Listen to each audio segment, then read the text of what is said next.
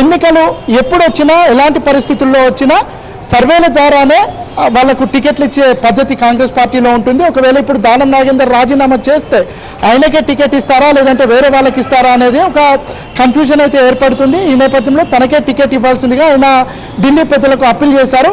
ఇక ఏఐసిసి పెద్దలు చెప్పినటువంటి విషయాల్ని కాసేపటి క్రితం శ్రీధర్ బాబుని కలిశారు. శ్రీధర్ బాబుతో కూడా చర్చించారు.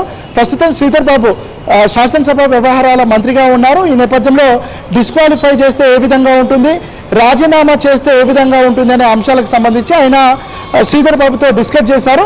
ఇక ఇప్పటి వరకు అయితే దానం నాగేందర్ ఎలాంటి నిర్ణయం తీసుకోలేదు. కానీ రేపటి వరకే గడువు ఉన్నటువంటి నేపథ్యంలో ఈరోజు రాత్రి కానీ రేపు ఉదయం కానీ ఆయన ఒక నిర్ణయం తీసుకునే అవకాశం ఉంది.